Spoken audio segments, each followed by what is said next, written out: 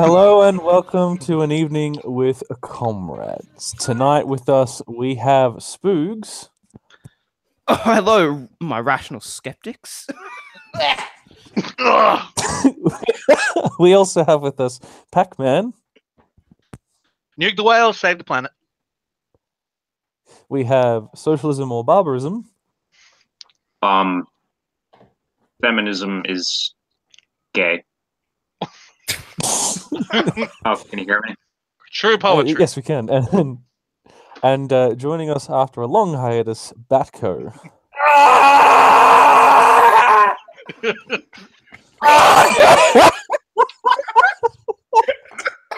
And I will be your host, TK Jones. He's Tonight we're fucking going to be... what an entrance! Tonight we're going to be discussing the economic turmoil and trends of 2017 going into 2018 and the reaction coming from right-wing groups trying to hold on to what they can. And we're basically going to try to predict what's going to go down in 2018. Don't forget to like and subscribe. When everything that we say in this video inevitably turns out to be 1,000% correct, I want there to be like YouTube videos that talk about us, like, oh, these fucking like wizard, what are they fucking called? Like psychics predicted the downfall of the West or whatever, like 2 years ago, and nobody listened to them, and we get revered as like gods. Cultural Marxist clairvoyance is what we have, man. Yeah, Clairvoyance. Yeah. Yes, don't forget to like and subscribe, and also visit easternmarshlands.com to stay up to date. Lads, how are we all? We are good. We are good. I mean, I just had flashbacks to the Emu War after letting out that horrible scream. But yeah, we're going fine. We're going good. We're going dandy. I mean, I just collectivized the fuck out of a pizza, so I'm feeling pretty good about it now. How about you guys? Socialism with one pizza. No, with every pizza. It's fucking 4:40 a.m. where I am right now. Oof, why did you agree to come on then? He's a mad lad. He's a mad lad. Because sleep is lame, and if you have a regular sleep schedule, you're a big nerd. Sleep you is should feel self-conscious. I can confirm this. Sleep is bourgeois. War on sleep. Very. The war on sleep. Capitalists like rubbing their hands together. How can we commodify sleep? What do you mean you don't? What do you mean you don't support caffeine against its struggle against snooze imperialism? Snooze imperialism. Now all I can think about is that fucking bed store in West Melbourne. You know, Snooze or whatever they're called. They're actually. I was like King's. Oh, King's Snooze or something like that. No, there's Snooze in West Melbourne, and then there's King's Beds or whatever. What you're saying is that the seat of bourgeois power in Australia is actually mattress wholesalers. Oh shit! Fuck, I knew it. Fuck, we're in trouble, guys. We gotta go. Wait a minute. That's why 40 Winks is always having a 40-hour sale. Oh, Jesus! No! Shit! New development in Shit! Just completely went over that. We've been finding the emus for too long. I need to realise that it was the mattress sellers who were indeed the true enemy of the proletariat. The mattress stores truly are the primary contradiction of our age. Collectivized mattress warehouses. You see, unlike you privileged bourgeois fucks, I actually take lifestyle seriously, and I sleep on a bed full of concrete. Thank you very much. Fuck comfort. A bed full. I'm not going to indulge your bourgeois lifestyle. Excuse me, but mass purchase of concrete and its mixture and manufacture that would necessitate the organization of a state, my friendo. Are you sure you're anarchist, my friend? Excuse me, my friend. I use grass. So yeah. Hashtag Antrim gang. Fuck yourselves. Shit, lads just got nuked by the Poseidon's damn. And the kid is blown the fuck out. But anyway, back to the we were talking about the economy falling. Yeah, well, not just the economy, like this general sense that there's more people out of work, there's less capital being moved around, there's a rise in right-wing organizations saying that they're going to protect people when they're just gonna, high five each other really fast.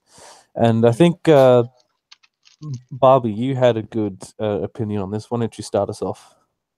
Yeah, it's basically like there's another like crash of capitalism coming, like probably before the end of this decade, in my opinion, but if not, definitely within the next couple of years.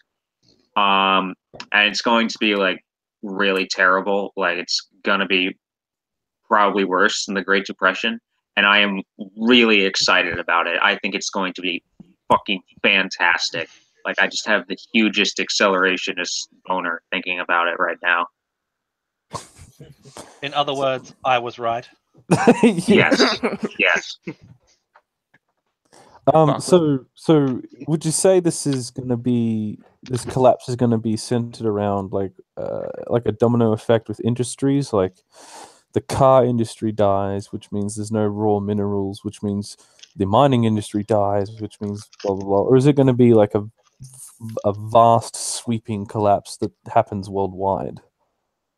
I think it kind of has to do with sort of the nature of us here in Hamburger land and our if you couldn't, for everyone who's not like a native speaker, who's not a native English speaker, we're not all Australian. I don't know if you can tell that or not, but I'm the only non-Australian here. Anyway, it has to do with how fucking the American empire, if you will, sort of hegemony has been sort of collapsing. Like we've lost a lot of influence just from like the last year alone, really. Like Europe is basically done with us. They're like moving closer to China. They have like a bunch of trade deals with China that basically exclude us and stuff like that. It's basically what always happens when like an empire kind of when an empire kind of collapses, they just internally they just go crazy. Like our economy and shit is going to be fucked up, and that'll have effects worldwide to some extent.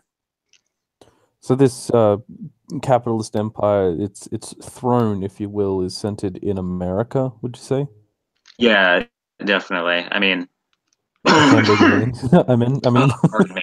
I think that's pretty obvious. I mean, like that is richest country in the world. Like huge. We basically like are like the big consumer whore of the planet. We just buy everybody else's shit. We just like import everything, So I think sort of the rise of China, the decline of the U.S. is definitely gonna stir some shit up. So what do you think like right now is an indicator of this? What is an indicator of this? Right. Well, I already mentioned Europe, and what else is another thing? Specifically like jobs in America. Like, are they good? Are there jobs still in America? No, not really. I mean, one thing that like we've always had compared to Europe going for us economically is that we don't have as much unemployment. We don't have like levels of unemployment that like Greece or France has, because those are social democratic countries which do tend to have higher unemployment. But like the jobs, I mean, we do certainly have unemployment, don't get me wrong. But, like the jobs we do have are like really shit. You get like no benefits at all and like really shitty wages. I think like 51% of people here make less than $30,000 a year or something. Jesus Christ. So we're pretty close to just like being in chaos, in my opinion. It won't be long now, boys, until well, you said there'd be some kind of collapse in the next few years equal to or greater than that of the Great Depression. What is that gonna look like though? Because we've got black and white pictures of people lining up for soup kitchens, but this is the day and age of like the iPhone. What's gonna look like when we switch on the news, if we still have a TV to switch on the news? Probably something vaguely similar to what you see when you Google images of like Detroit and shit today. I was just tweeted on my Twitter. There was an article. I think it was New York Times. I want to say they were talking about like a surprisingly large amount of people in this country live in like basically third world conditions, almost.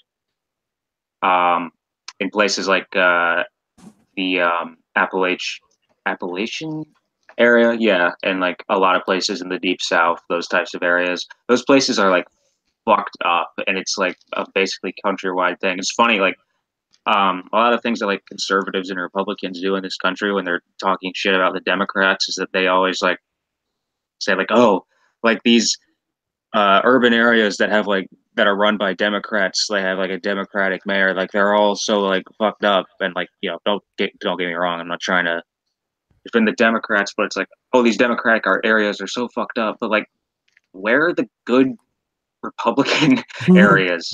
You know, like have you guys ever been to like South Carolina? That place is fucked. Ever been to Georgia? Jesus Christ. Like the entire country is fucked unless you're like, you know, a bourgeois or whatever, obviously. But well, yeah, it's interesting how you mentioned like the tent cities of Detroit and whatnot, because we get a little bit of that in Australia, but it's this response to it that's very interesting, because there was a tent city, I think it was Melbourne. Yeah, it was Melbourne. As soon as it popped up, there was big news about it, and there was even a Melbourne city ordinance or something to move them on because it was like an ungodly site or something. But they were focusing on this one tent city when there's hundreds of them, like all across Melbourne, all across Australia as well. Yeah. Like the news and media are making it out as if like this one tiny little isolated tent city is all there is, and it's like, if we just get rid of this one little thing, then Melbourne will be perfect. Do you guys do the thing where you guys do the thing too where it's like being homeless is like basically illegal? Like it's basically a crime to be homeless because they label it as like vagrancy or whatever, or like loitering, and they will literally like either arrest or just like shoo people off if they're too close to whatever. Like, yep.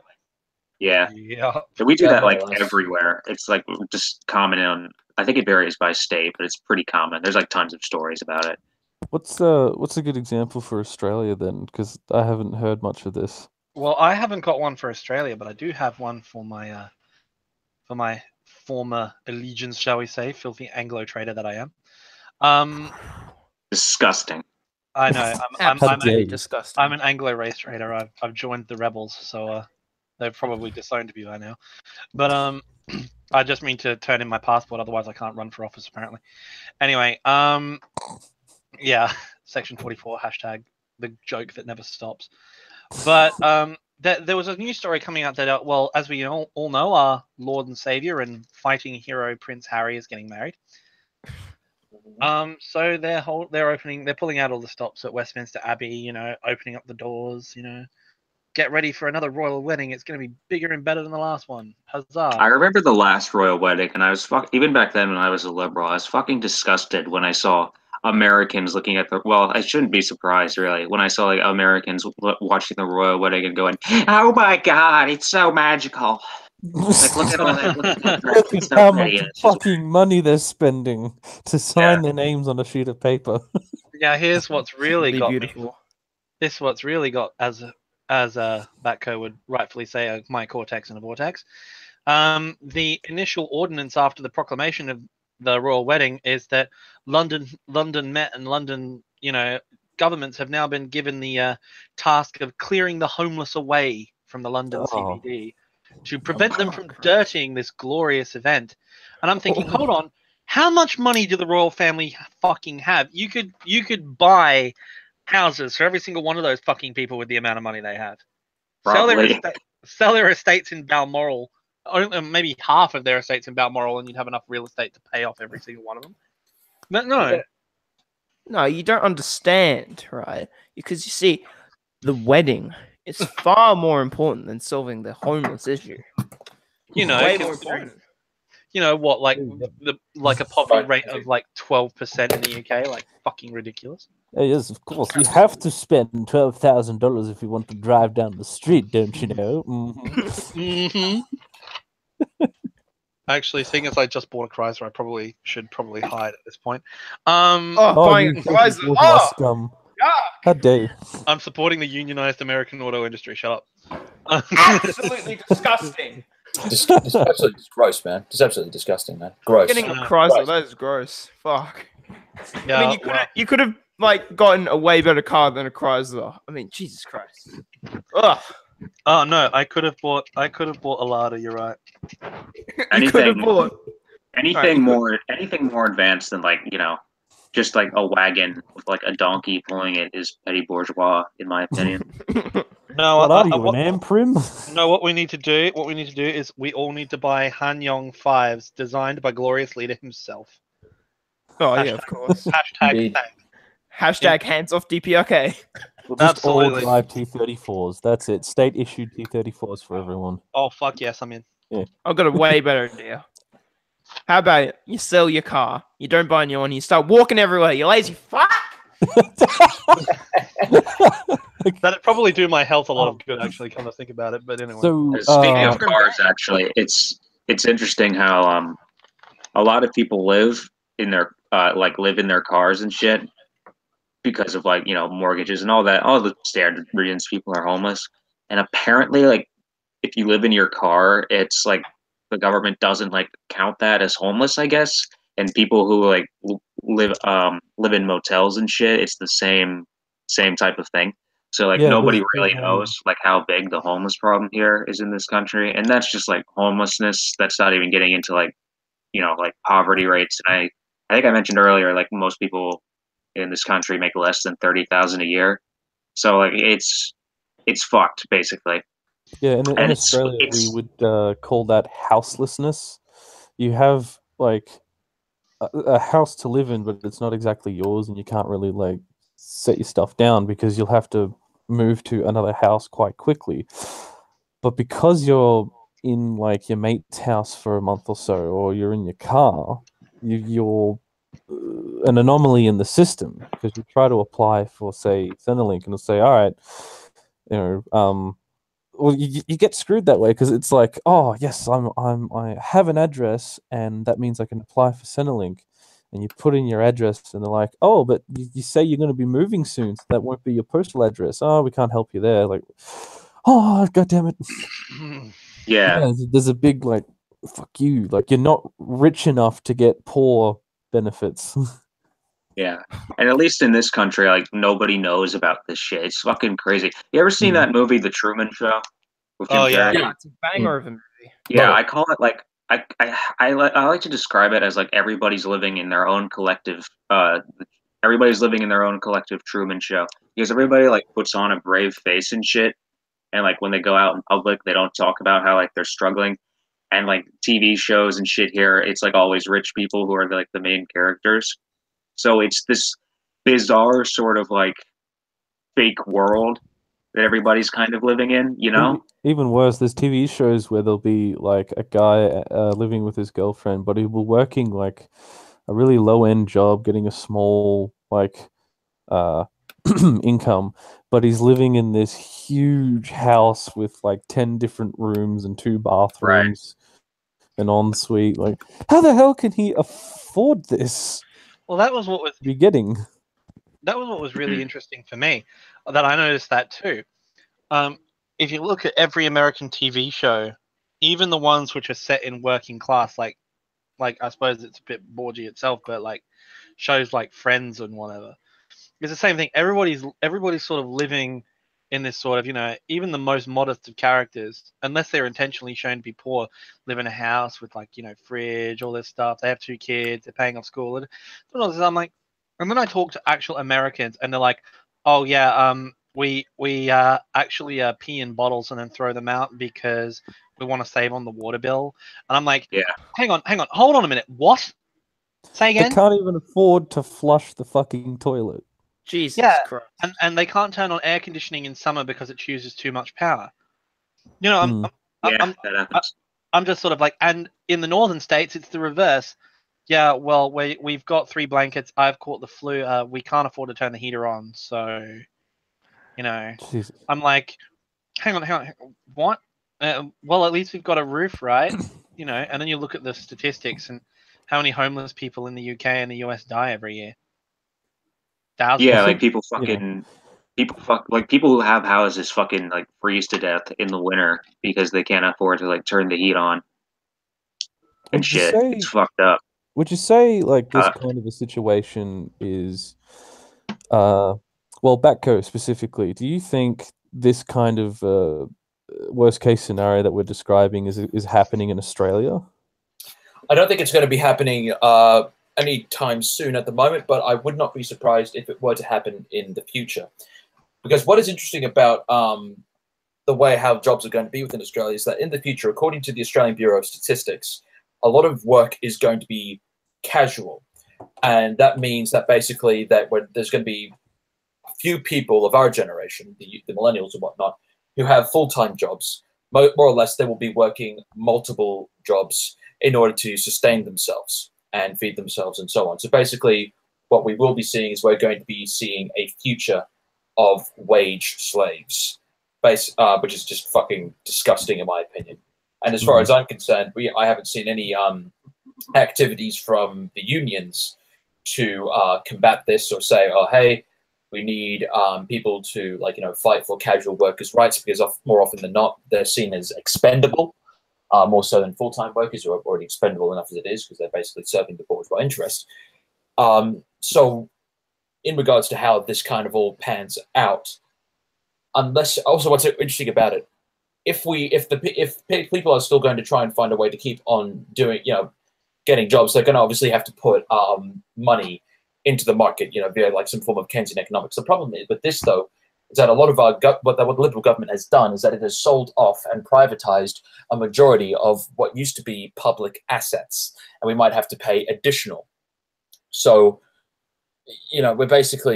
we're pretty much already shooting ourselves in the foot. Will it get to such a point where we pretty much might be living in something like Detroit? I doubt it. But what we are going to be seeing is that we're just going to be seeing people who are worked to the bone. And there's a pretty easy solution to that. If you've already sold off all your good public assets, for a big surge of money, just have a big war. I mean, it's easy. But that's what we did. It's literally what we did with the Great Depression. How we got out of the Great Depression, basically. Right, New Zealand, cunts, you're for it. Yeah, you're done, Papua New Guinea. I mean, you guys still have grudges against the emus. Oh yeah, that's different. That's not a war of imperialism. That's revenge. It is revenge, man. Absolute bloody revenge. So yeah, but you mentioned casualisation. Yeah, and I've heard from. I've been talking to a few people that have worked in a few manufacturing factories and whatnot, plastering factories and whatnot, and they say like right now their conditions are okay enough, but what they're scared of is casualisation, and they're saying that there's talk that there's going to be a huge wave of casualisation, like not just 1 or 2 people in like a secretarial position or one position over here, but an entire workforce and an entire industry is going to be shifted from part-time to casualisation. But my question to you would be, do you think they would actually go through with it, and how far up the chain of like worker to manager to area manager are they going to casualise?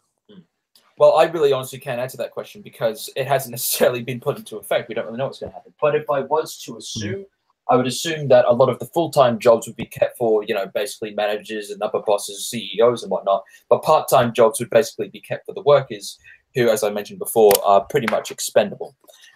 So I'd estimate that in regards to how people are going to respond to this casualisation work, it's going to be great for, as usual, it's going to be great for the bourgeois, because they'll basically be able to pay less for more, and absolutely shit for the workers, who are pretty much just going to be seen as expendable and disposable.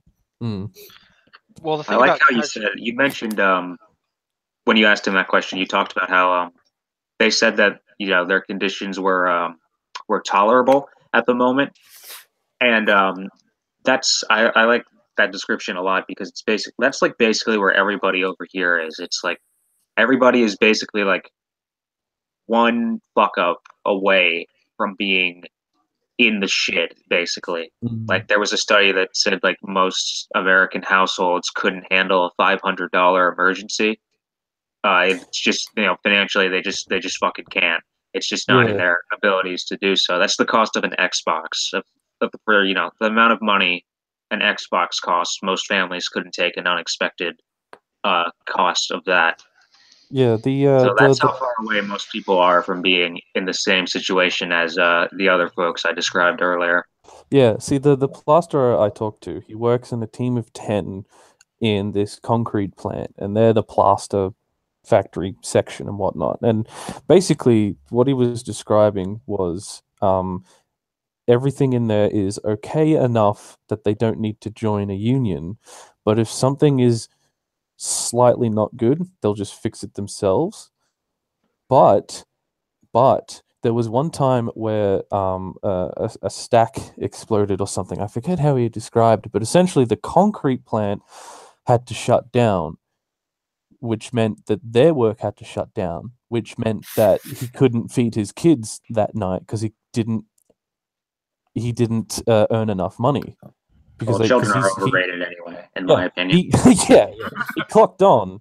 He put on his respirator and whatnot, and then his mate came over and said, "No, we've stopped work." Why?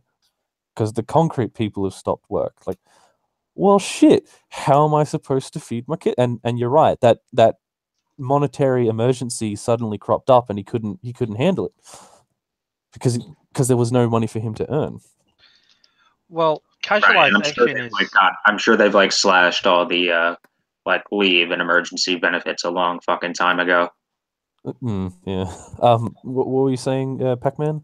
Well, casualisation is something that I've noticed, especially in the jobs that I've worked in, because my job before this was McDonald's, and pretty much all of them are kids.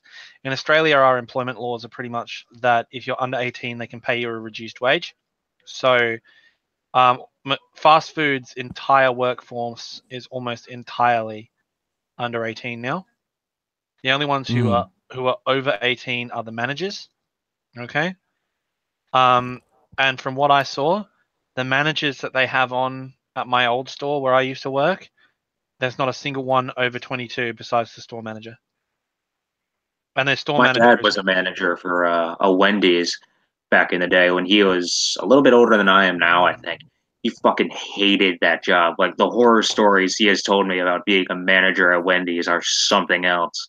Yeah, but that's the thing about the hours that management at fast food works, because management at fast food is at a fixed salary, as different from the retail employees who are on either part-time or casual.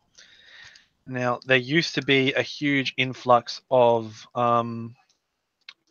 casuals, and casuals, however, in Australia are actually not preferred, because casuals by law have to be paid a lot more because they don't get any of the benefits. So what I've noticed pretty much every employer doing right now, including some that I'm very close to at the moment, and a lot of my friends, almost every employer in Australia, at least on the starter jobs or even on some managerial positions higher up, almost exclusively hire part-time. They won't hire casual and they won't hire full-time. They'll hire part-time. Because you can hire part-time, but then you can either hire kids who you have to pay less, or if you're in one of the jobs where they're over 18, you hire them part-time, so you have a wider range of employees. The big thing there is it improves redundancy because, if someone calls up sick, you have like lots of other people to choose from. But the other one is, of course, benefits.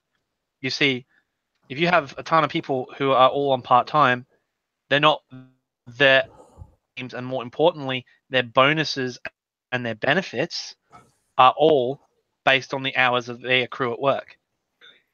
So if you reduce everyone to part-time who have a minimum of 10 hours, what they do is, they did this at my old store, assign everybody 10 hours. And so the amount of accrued annual leave and sick pay and everything they have is quartered. So at any one time, you can refuse to pay sick leave or refuse annual leave basically at will, and your workforce accrues it at 1/4 the normal rate. So everybody in Australia is hired part-time. Yeah. And this is the trend that's happening now, right? Second? Yeah, because at Mac there's no casuals at all. Yeah, what's this going to mean like 6 months, 12 months down the track though, with this stripping of benefits and whatnot and accruing time and quarter time and whatnot? Like, is this just going to accelerate us into the collapse, or is it just going to be, a Band-Aid effect? Well, while I'm not exactly getting my fish crate together to establish Penguinistan just yet, that's still very much a go in the later stages of planning. The Sharks have already messaged me their plans. We're gearing up. Hope you all do the same. We're coming, bucko. Yeah, we are. We're coming for your shark nets. We're coming for your seaweed. Coast Guard, we're coming for you, bucko. Oh yeah, all Coast Guards are bastards. They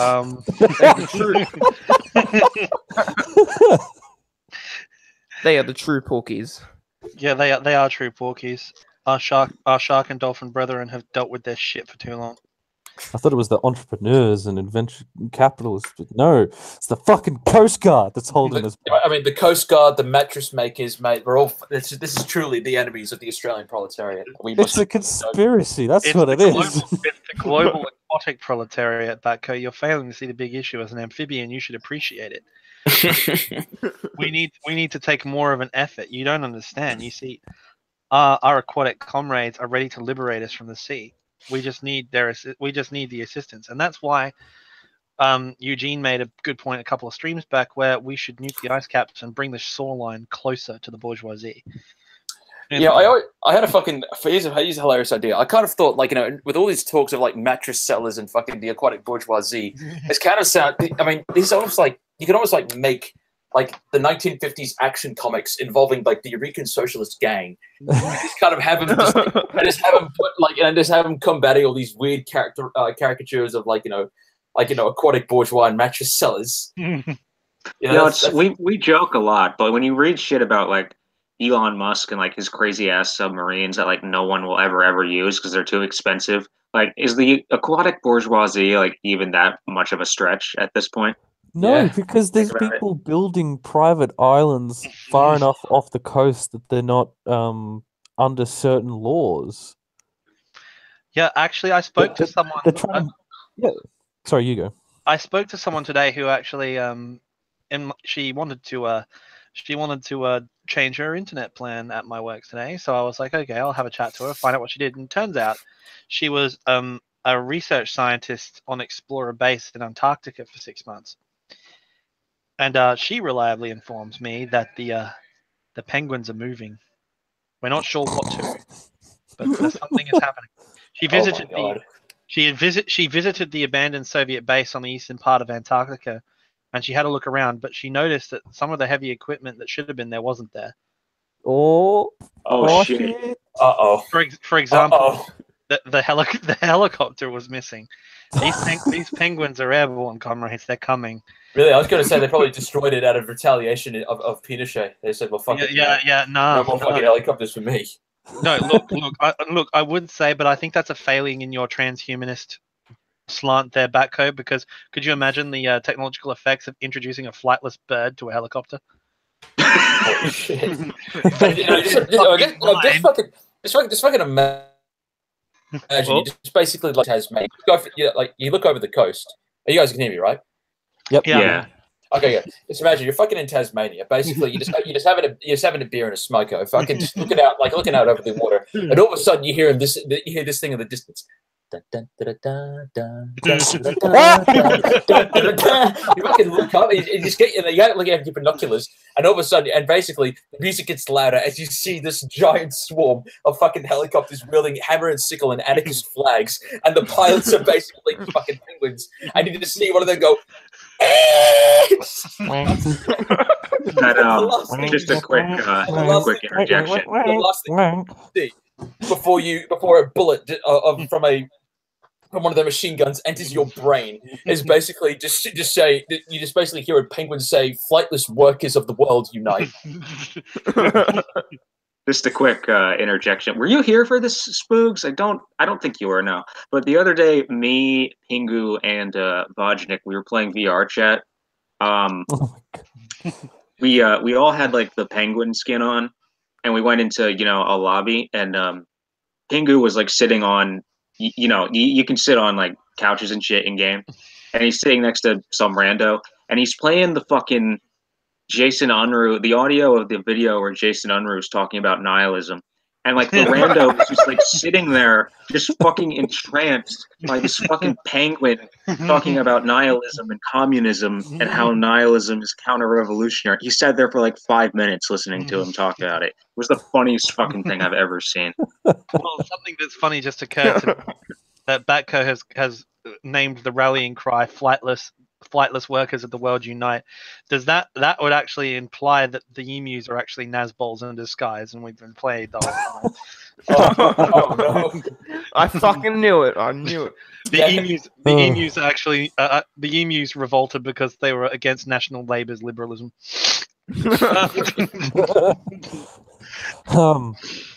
So getting slightly back on track. I was just going to say though, this has probably got to be our most Australian stream that we've ever had. Probably, yeah. Fuck yeah! Oh, hey, and here he is. Hey, Genie! Come on, Genie. He's having issues. Be with us in a second. So, I wanted to shift slightly to the point of this video. A quote that I rediscovered the other day, which was, "Fascism is capitalism in decay." And yes. what I've noticed in Australia and America is lots of different groups using worker dissatisfaction and capitalism's crappiness. Capitalism, am I right, lads? To legitimize themselves. So, Barbie, what have you personally noticed in America with different right-wing groups and how they're operating, and what do you think they're going to try to do in the future in America? I'm very glad you asked me that. It's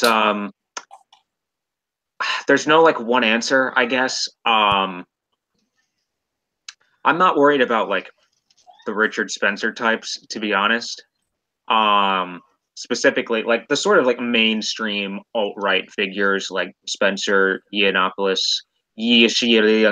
whatever his fucking name is. I'm not really worried about them. I think those guys are going to be like a fad, basically. I think they're going to go away. I mean, Milo's career is already done, and like Spencer, who cares about him? So I'm not worried about them. The Trump people, like the people like Alex Jones and Paul Joseph Watson, I guess. I mean, I guess you could say there's like an overlap with the former group, but them, they're a bit more, the future of them is a bit more up in the air, I think. Part of me thinks that it's just like a big circle jerk for those people. They're all just like fawning over Trump. Like, you go on YouTube, there's like endless videos of Paul Joseph Watson, Alex Jones, Lord Southern, etc., just like defending Trump till the day they die, basically. And part of me looks at that and thinks it's just a big circle jerk, as I said, because it's just people who like Trump, just like celebrating Trump. And the thing is, Trump isn't a popular president. I mean, there's really no way you can spin it. He's just not a popular president. He's the least popular president ever. So the point is that it might be just, it might just be like spectacle, basically. Part of me thinks it might be spectacle. And another part of me thinks maybe this is the beginning of something, kind of. Like it could sort of grow from there. And I think... I think we sort of not face to face, but you mentioned something, I mentioned something, and the basic conversation was that the groups in America aren't really protesting they're when they go to places like Charlottesville and whatnot, they say they're going in to defend American values and free speech and you know, the working class of the working people of America, but then all they do is just attack anybody that's against them, and they if you imagine it, they come in armed with guns, and then they don't leave. Suddenly it's, you know, a civil war. Right. So, I was just about to get to that, actually. Like the Oath Keeper type guys, because, like, you know, people talk about like fascism and whatnot, and like in the context of the black shirts and shit, that sort of imagery. They always talk about it like it's this populist thing, you know, like because you said like general dissatisfaction with the status quo, and that's kind of true, but really fascism is really more of a middle class phenomenon if you really kind of look at it more closely. And like, I don't mean middle class in like the retarded American sense, I mean in like, you know, the Marxist sense. So like people who are wage slaves but like get paid noticeably higher than most people, and like petty bourgeois types, those are really fascism's kind of base, you could say. And that's very much true of like the sort of people like, you know, Oath Keepers and those types of guys. It's an extremely middle class phenomenon. It's, you know, like the guy who's in like his 50s who like owns a boat and shit like that. Those are the type of people who like join those groups. It's a very, very middle class phenomenon, and yeah, it reminds me of Trotsky's book. Like, by the way, everybody, hi, it's me, Eugene. I'm sorry, I just woke up and I saw the stream and I ran to my PC to go live. It reminds me of Trotsky saying that, like, ultimately fascism is the petit bourgeois revolution. It's a revolution against the big capital for them to say, oh, we have been fucked by the big finance. Let's destroy it and let's bring back what is really insert the nationality here, you know, really American. Let's bring America back. Let's bring Jefferson best. Like the American Nazi Party will be called the one that will gain power, or the movement will be called Jeffersonians. Because they would say, this is what America used to be about. The Jefferson type of America, this agricultural, perfect petit bourgeois land, like little farms all around. Everybody has their own home, like 5 slaves, and like the perfect, like decentralized government. But they won't have a decentralized government, but they will like play on the aesthetic of the, you know, Jeffersonian America. Well, I don't know if I'd say that, because like America's unique. Like, we never really had, like, we're different from Europe because, like, our entire national identity, you could say, our entire national identity is just liberalism. Like, it's just Enlightenment era liberalism, basically. Like, that's the entire thing we were founded on. And, like, we don't really have, because, like, fascism is sort of known as capitalist bourgeois, but it's a rejection of liberal Enlightenment era values. It's a regression. It's a regression to sort of pre-Enlightenment values socially. So we don't really have anything to regress to in that sense. And that's why a lot of, like, you know, like you see, like it's a big joke with me and my friends on Discord, like Identity Europa, it's an American movement. You have to live in the United States to be a member. And that's why a lot of like storm fags, like, they like really dislike a lot of the like Patriot people, because they see them as what they would call civic cucks. They're like civic nationalists, as opposed to like, you know, the ethno-nationalism that they want. They basically just want to get away from a lot of the, you know, what do you think of American nationalism for like a sort of white nationalist type thing. That was a bit of a ramble and not entirely relevant, but just a bit of a correction. When I think of American nationalism, I think of American hamburgers for Americans. Right. And it just doesn't make sense. It's literally just liberalism, and Europeans do have identitarian movement. Like, we do have identitarians, like in Western Europe specifically.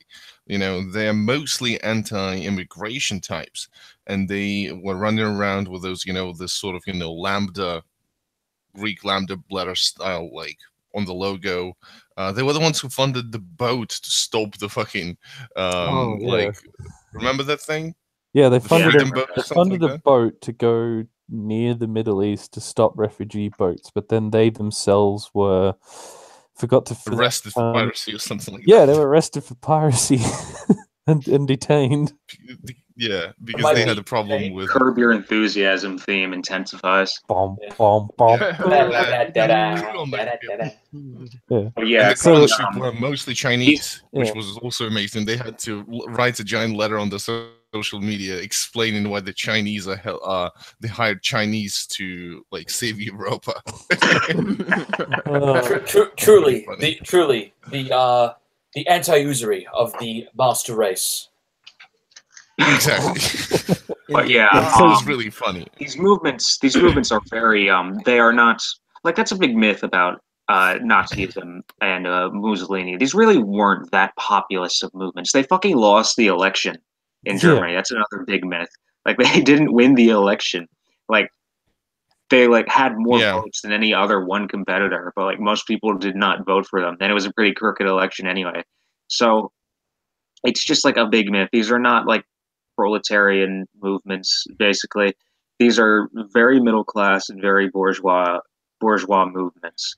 And it's no different than like a lot of the movements we see here in the United States. The United States is a very middle class, petite bourgeois oriented society anyway.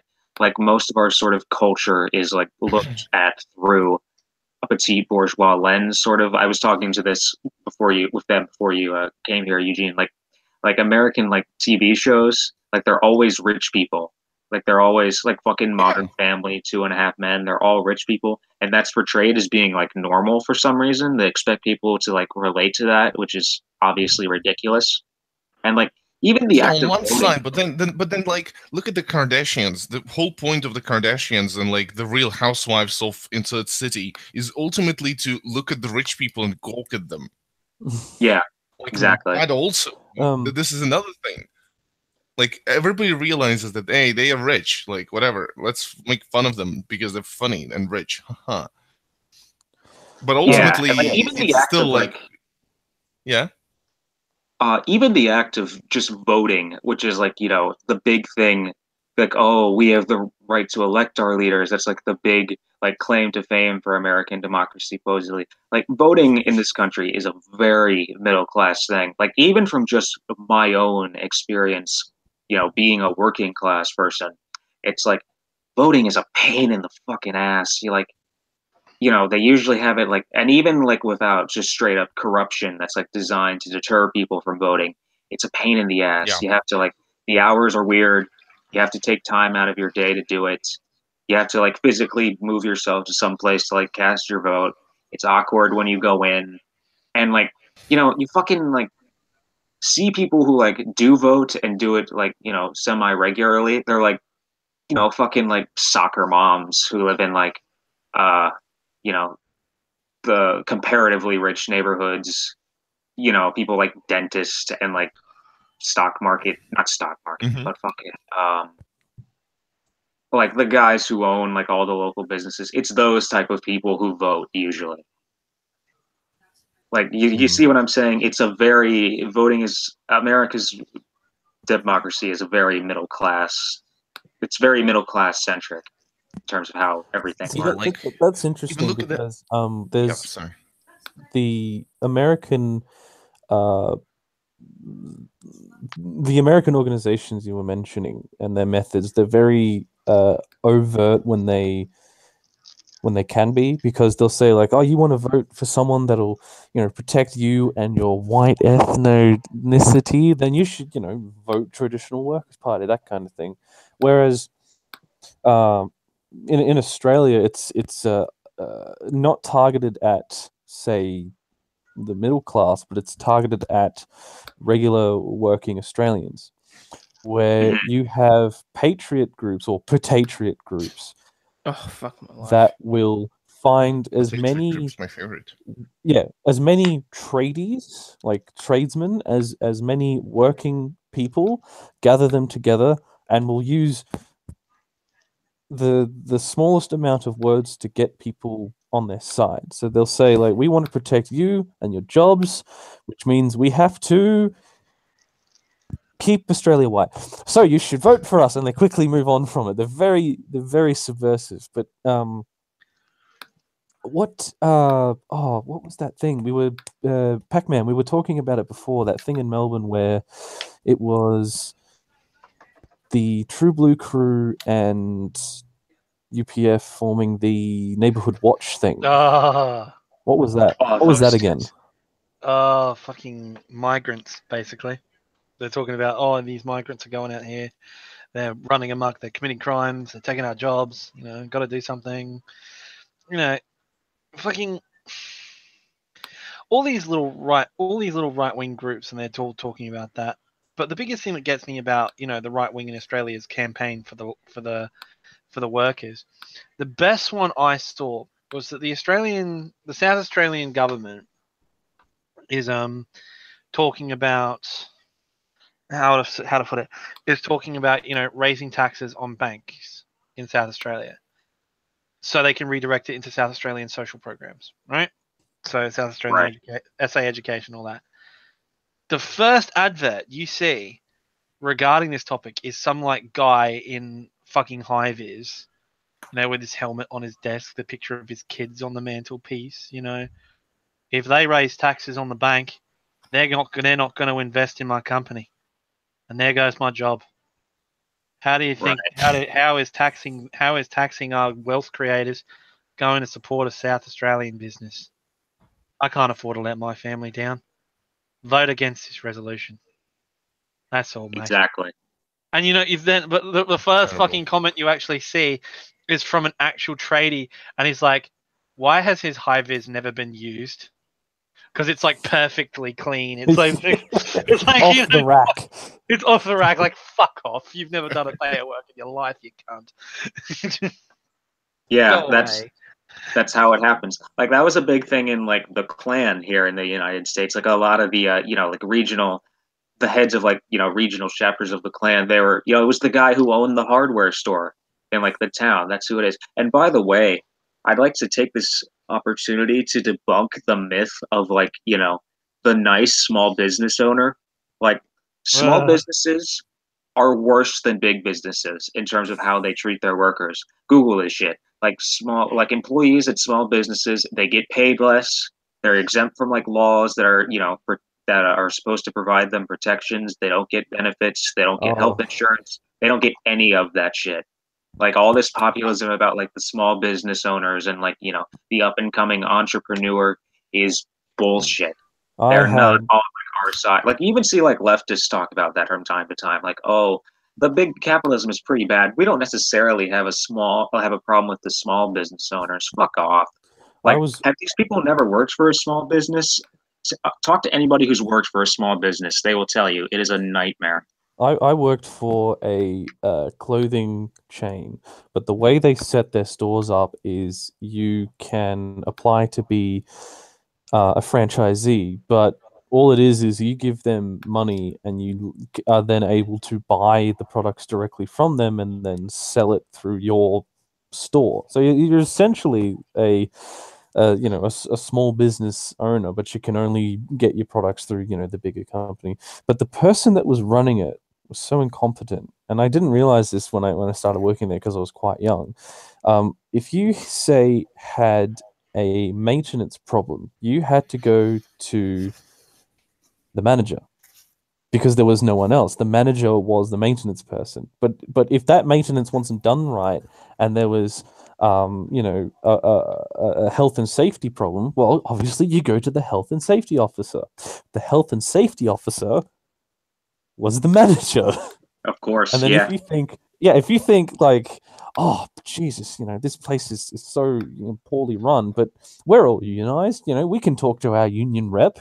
So you go to the union rep and it's the fucking manager. I kid you not. The internal manager. Well, Yeah, not it gonna, was ridiculous. I can come out now. When I worked at McDonald's, I suppose I should come out to you guys. You were a manager? What the fuck? No. No, Get no, out I of wasn't a manager. I was worse than that. Oh God, were you a franchisee? No, I was the union snitch. No. Oh my God!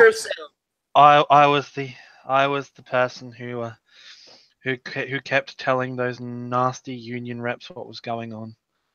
I betrayed my fellow co-workers.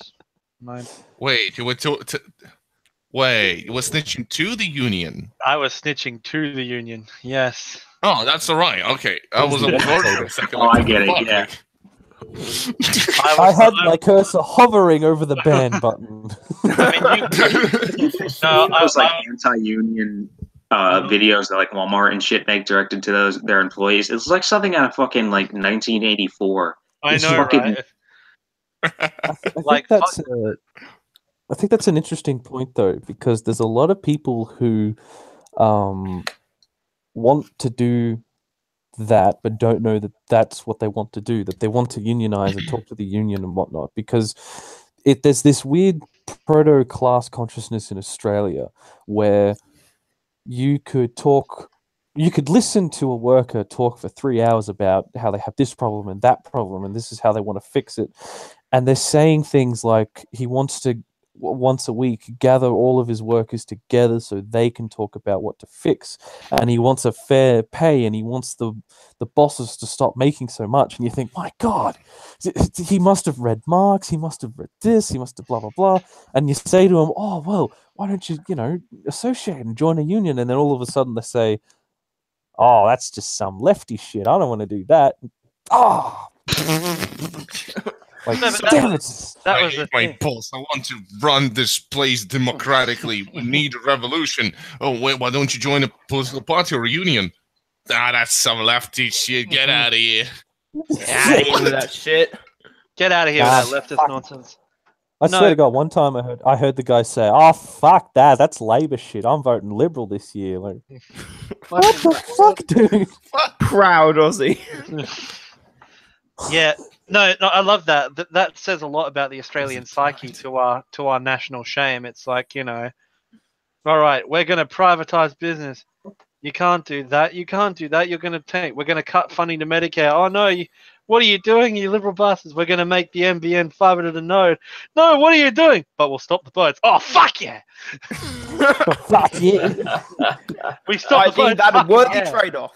What a trade. Yeah, Yeah, absolutely. I mean, my question is, like, how do we get through to these our fellow workers who accidentally think voting for Liberal is good? How do we convince them that, like, easy? How? I have a plan. It's a two-step plan for Australia to achieve full communism in 10 years. Listen up. You create a political party. It will be a communist party, right? But you call it Conservative Party and call yourself a right-winger. That's it. Finished. Oh shit! Actually, we could do that. You say so. It's like a reverse Liberal Party of Australia. Production is the issue of the Australian, and you use some fucking words that right-wingers use to say that. I'll try and say that you're communist. The Communist Party of the Russian Federation, basically. Yeah. You just say like this about preserving Australia and Australian economy and Australian workers and Australian people to overthrow the bourgeoisie. Like, you just do that. well, basically, wait, go ahead, Spooks. We're not a bunch of pussy, beta, disgusting, unwashed, immigrant-loving leftists. We are right-wing socialists. We believe in the common good of the Australian people, as well as preserving our proud culture. Proud culture, and we love immigrants. We'll give jobs to everyone. Nani? Horseshoe throw. Like, you basically hide leftist rhetoric behind right-wing rhetoric. Like, you still actually, promote... it's funny because, somebody in the United States actually did do that in the 30s. What was his fucking name? I think his name was Sinclair. No, I think his name was Sinclair. He ran, he called it Epic, which was like I forget, it was an acronym for something. I forget what it was called. He was a socialist and he ran as a Democrat in the 30s because he thought he would win if he was a Democrat. And I'm pretty sure he did win. And he passed like all these pretty excellent reforms. Like he came damn close to like bringing socialism to California, but for whatever reason, it didn't work out. And like, there's a quote for him where he says like, basically just like, basically like what you said, just like make up a new word or whatever for like what you're gonna do. That's how you win. I don't know, man. That's it. Oh fucking hell, it's amazing. Well, no, well maybe. So, within this sort of context, so now that we've sort of, I think, pretty effectively visualized the plight of the modern working man, where do we think it's going to go from here? Which is, after all, the point supposedly that we had in mind for this video. Well, I'd like to start first and send an open letter to glorious leader Nucus. Please do it. You know you want to accelerate. You know you want accelerate. Just do it. Just press that big old button that's on your desk. We believe it actually works. Just do it, please. Accelerate! The dialectic. Power to main thrusters. well, I feel there's going to be a downward spiral in that no matter the policies people, no matter the policies the Liberal Party or even the Labour Party introduce, is going to stop unemployment rising because there's the damage done by the Liberal Party can't be undone within a year because they're cutting benefits, they're making it so that managers and business owners can put people on part-time or casualized positions without benefits. Penalty rates are gone, so workers just don't have money to spend, and when workers aren't spending money, the bosses aren't making money, which means they can't employ more people. They have to get rid of costs so they can keep profits, blah, blah, blah. You know, the whole capitalism, am I right, lads, kind of thing. So I very much. I think it's a very similar situation here. It's pretty systemic wounds to the system at this point because it's like you said, the damage done can't really be undone at this point because the jobs are all gone. They shipped the factories over to China and Mexico a long fucking time ago. I don't care what Trump says he's going to do. He's not going to bring them back. It's just fucking impossible at this point. And you have automation, which nobody is talking about.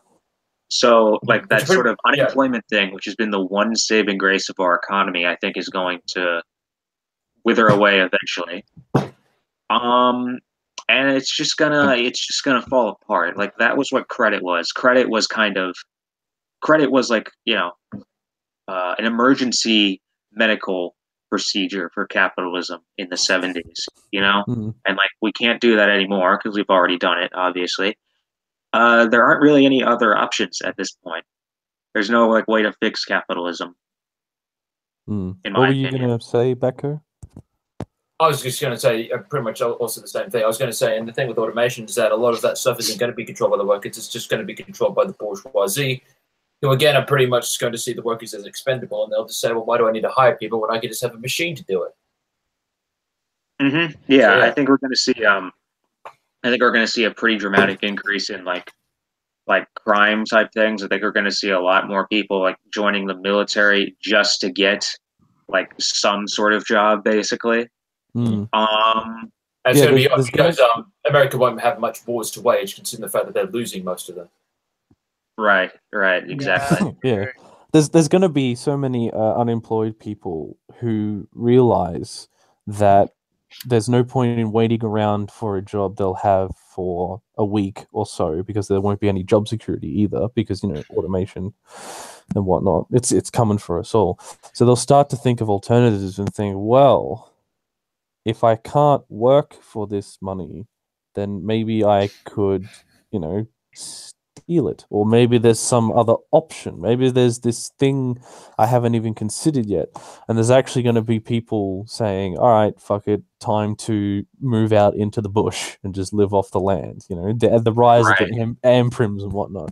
Gang, baby. Yeah, there's going to be and droves. Of course, we haven't even talked about climate change. Climate change is going to have a very heavy impact on these things as well. Oh yeah, like my comrades are coming. They're coming. Yeah. The penguins are coming. Like, you have to make the world too fucking hot. I mean, wah. Smile and wave, boys. Smile and wave. But there's going to be so many homeless people in the cities, and there's the cities are going to be like, right, that's it, get rid of you all.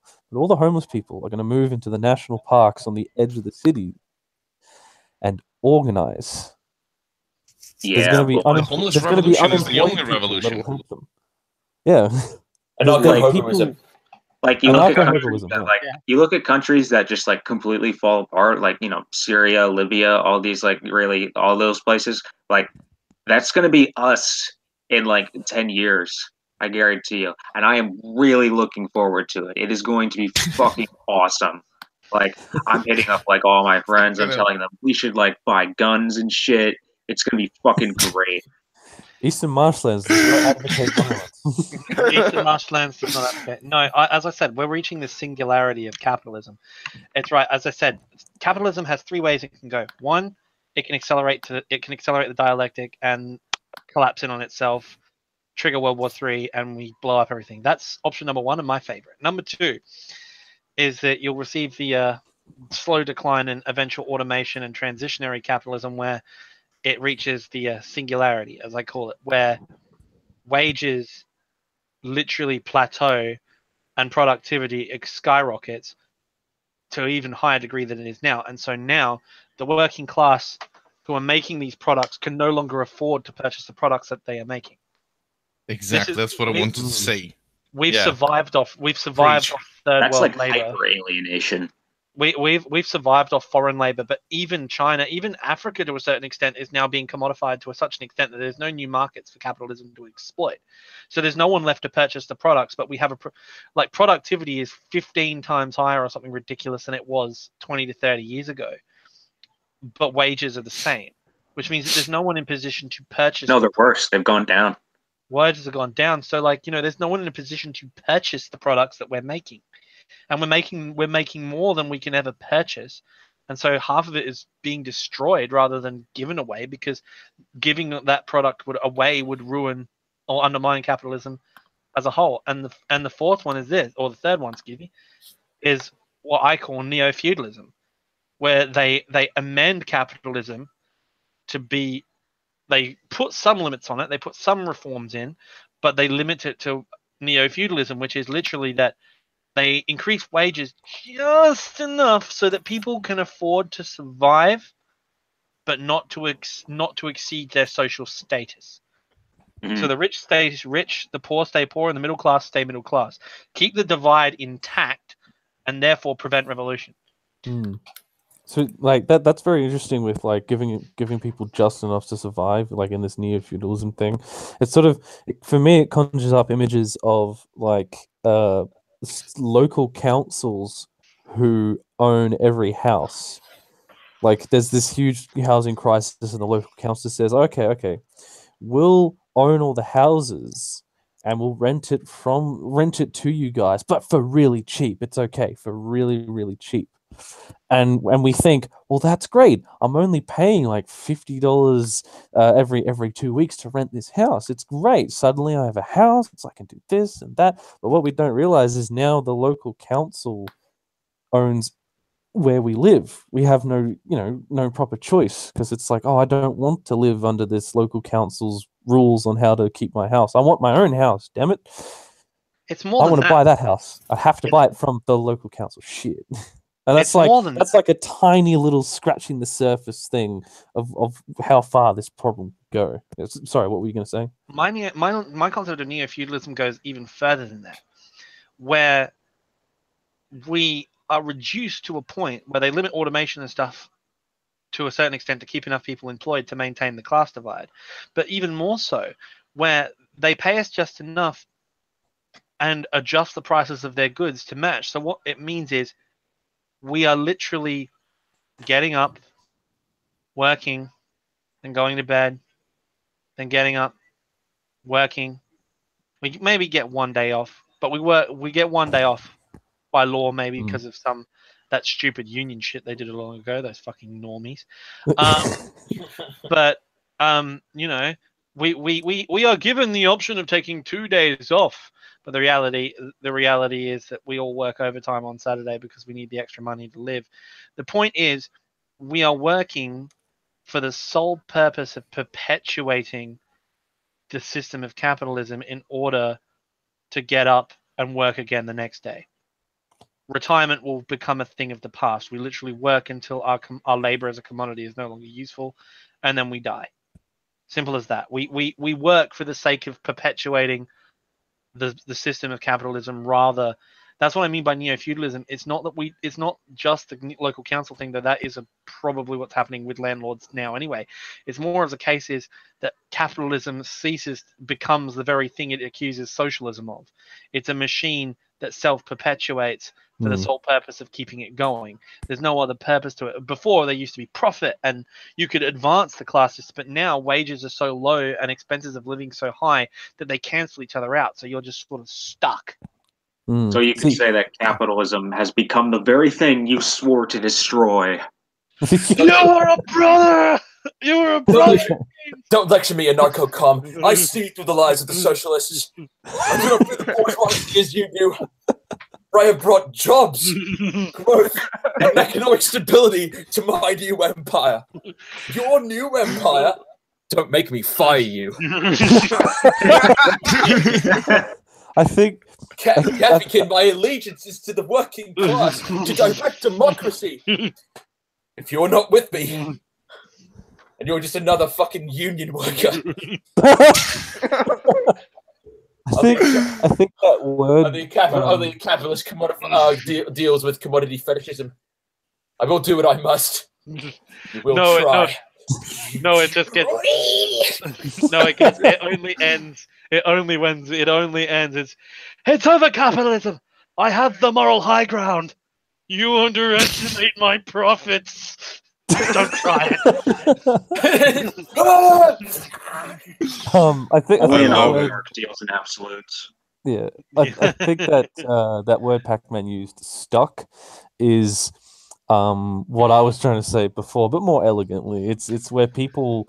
I think what we'll see this year is people won't have a choice in thinking, I can either, get the union onto this problem I have at work because they're about to fire me, or I'll look for another job. Later in the year, or actually pretty soon, people will think, shit, there is no other job. I have to contact the union. I have to join the union and have them help me keep my job, or else I'm going to end out on the street. They're not going to be able to have this choice of I hated that job anyway. I'll find another one. In 6 months of unemployment later, yay, another job. They won't have that this year. They'll have to fight tooth and nail and scratch as much as they can and actually be militant to hang on to what they have this year. But not only that, it's the competition of the labor market as well, in the fact that this scarcity of jobs actually benefits the bourgeoisie, because now people are too terrified to lose their jobs. They can now walk over them and do whatever they want because they can't afford to lose it. It reminds me actually of this amazing story from Russian Revolution, where there was this one factory that was producing clothes or something, and in St. Petersburg, and or in Moscow. It was in Moscow actually, and the boss came to the work and said, "Okay, guys, we're not working today. The situation is terrible. The revolution is coming. Like the unrest, really bad prices. We won't be working, so you better go home. No pay today." And they're like, "No, dude, we will work. Shut up. We'll work ourselves then." And they literally told the boss to fuck off. They took over the factory, started working there. And said, no, dude, we will make the shit. You shut up. And they basically, because people need the goods. They literally said, no, fuck off. And they did it. And this was like one of the parts of I think it was October by that time already, like October Revolution part of it, when those dudes just started working because they said, fuck off to your boss, which is like an amazing thing. An amazing story. And to the point about your second thing, Pac-Man, that you said that nobody will be able to afford anything. And then actually, like, it's really logical. It's like when you have a machine that makes 10,000 T-shirts a minute, right? And it only needs 3 people to work the machine, like it is in, I think I remember this story being told by Richard Wolff. It's like a new factory, clothing making factory in Arkansas. Employs 3 people, operates 10,000 shirts a minute, or something like that, or an hour. So crazy shit.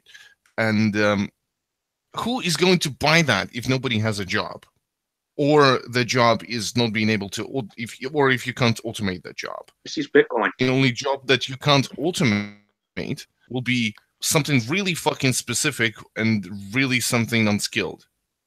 You know, ultimately. Those people won't be able to afford anything. And so how are we going to deal with it? Well, look at how we're dealing with this now. Uber. Hey, you got to be your own boss, drive people around, right? Like, hey, do this thing that an app allows you to do. Airbnb, rent out your own fucking flat because you don't want your apartment just to stay there when you are on vacation or something, right? Bullshit jobs are appearing everywhere just for the whole, like, the whole idea of them is to give people some money to spend in capitalism. That's it. And we'll reach the point where there will be no longer no bullshit jobs to give to people. Collapse or new feudalism take over. Like such a system that you said, like, could only be brought on by a really authoritarian force that will completely destroy the democratic process that we have now, abolish anything that could stand in its way to have a huge grasp on the economy, to control the prices, to control the workers. It's ultimately what the new fascism will look like. It's this new feudalism that you're talking about. We're let's at look on about the bright side of things for once. Excuse me?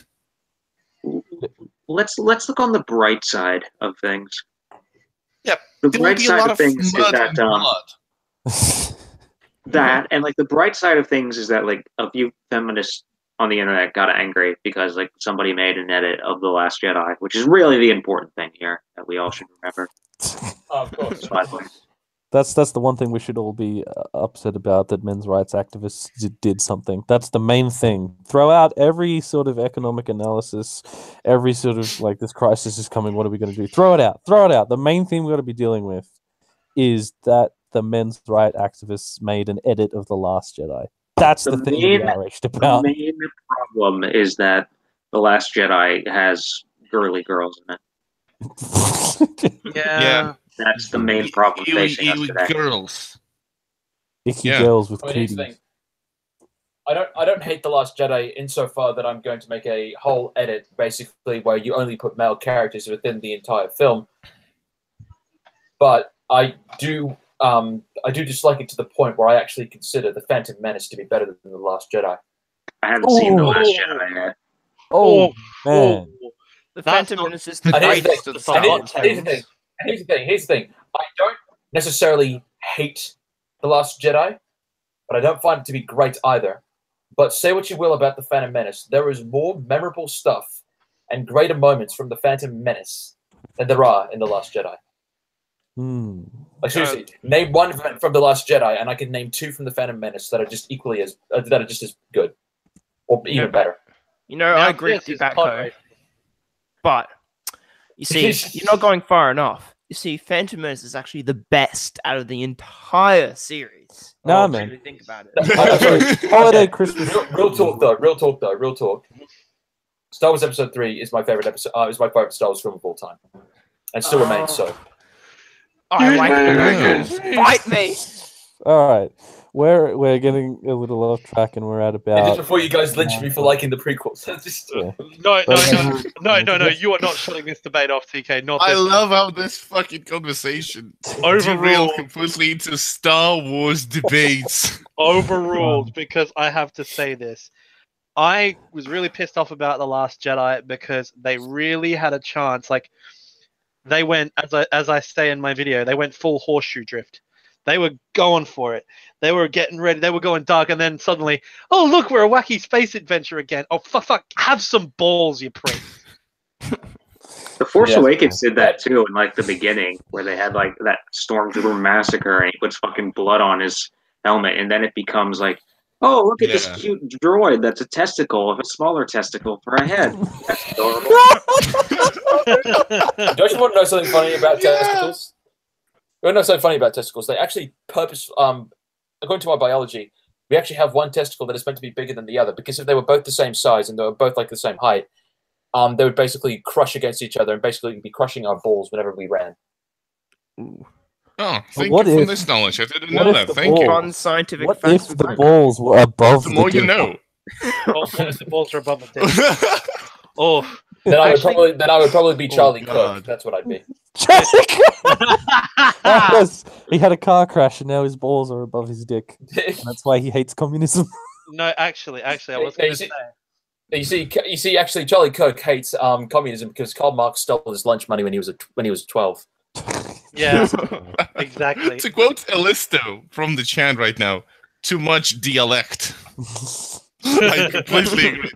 This is too much dialect. I think maybe this is a good point to wrap up and move to the Discord. So let's have a last little, a last point, and then we'll wrap up. So we'll hear from each of us. Bacco, why don't you start us off? Your final point. My final point is that due to our casualisation of labour within Australia, I think it is about time that that the working class does, and a lot of other socialist groups, makes an effort to raise awareness, to definitely start actually saying that, hey, there are alternatives to our shitty situation, because at this point, it might just be, as Rosa Luxemburg would say, it's either socialism or barbarism. Hey. Hey, you did it. Title drop. Yeah. Pac-Man, how about you? Well, okay, I have two answers to this question. One serious, one shitpost. Which do you want? Both. Shitpost, of course. Okay, well, I'll start with my serious. Both. Okay, my serious point is that my big concern was the point I brought up about neo-feudalism, where we are going to see a time eventually when capitalism becomes literally a system where we perpetuate our existence and do nothing else. Where we literally, we kind of do it now, but at least we have fun times to talk shit on this live stream, for example. But eventually even that will be taken from us. Our sole purpose will be to work, sleep, and work again.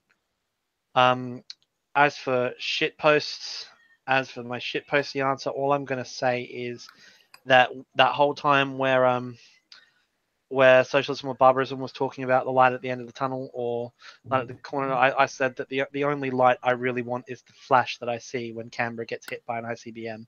And the dialect accelerates to the point where we can all. I'm going to put it in the chat here. Hashtag nuke me, Daddy Kim. That is all. Very appropriate. Hashtag great. Socialism or barbarism? Your final thought? Shit is fucked up. It's gonna get even more fucked up, and it's gonna be pretty fun when it does. We should all buy guns and shit. We should start watching Star Wars movies and other shit. It's gonna be awesome. I'm looking forward to it. Convert Star Wars movies to socialist propaganda. They already are, to be honest. Spooks? I'm not one for advocate for violence, as I am a part of a pacifist reading group. But just a suggestion that you could start a cell of conspiracy of cells of fire in your city. Not advocating. Email does not advocate violence. We do not advocate the fucking letter bombings of your local politician. EML does not advocate killing your bosses and rising up at midnight tonight. EML does not advocate that. No, we don't advocate. Please them. Don't join a radical political party or insurrectionary group in your local area.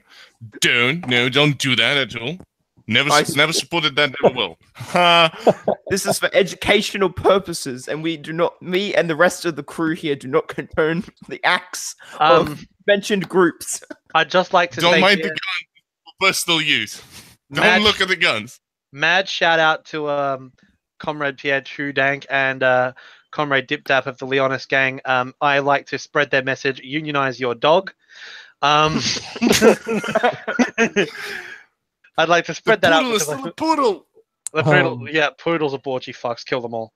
And chihuahuas. No. Poodle is still a poodle. Evolution. Don't trim the poodle. No reform, just the revolution. Poodle theory forever. Hey, Unionism. Is that your final thought, Eugene? No. I wanted to make a legit final thought. I wanted to say that, first of all, it's really going to shit, and I really, it will be going to shit as the years go by. And I truly expect every single one of us and every single one of the listeners and, the comrades around you to be ready when it's going down and to be there on the front line with the working class when the shit is going to go hard on us. I guess it will. And be there and work. This is ultimately what the communism is all about, is the political work that we do. Second of all, I endorse Comrade Pierre Trudank of the racist party Marxist-Leninist for President of America. Comrade Pierre Trudank of the racist party Marxist-Leninist 2020. Amen. Unionize the dogs. Unionize the dogs. I just wanted to wrap this up just by saying we may use the word revolution over and over again, but it's important to remember that it's not going to look like what the Bolsheviks did in Petrograd. It's not going to look like what happened in the Paris Commune or in Barcelona. It's going to look completely different. But it's going to be made up of any action you take to expand the dialectic, to spread class consciousness, and to really start organizing. Join your local militia today. Yeah, that's the revolution, my friends. I'm going to make Jay Posidas look like an anarcho-pacifist. State-issued nukes. Collective nukes. Everyone gets one. You get a nuke. You get a nuke. Nukes. Everybody nukes. Oh shit! I pressed the positivist. Thank you all for joining us. Thank you to those in the chat. It's always good to have you here. Don't forget to like and subscribe. Hit the bell button for notifications. Don't forget to check out easternmarshlands.com as well. Don't forget to come join us in the Discord. We'll be hanging out there after the show. Thanks for joining us, and good night and good luck. Bye. Bye. Bye-bye. Bye-bye. Bye-bye.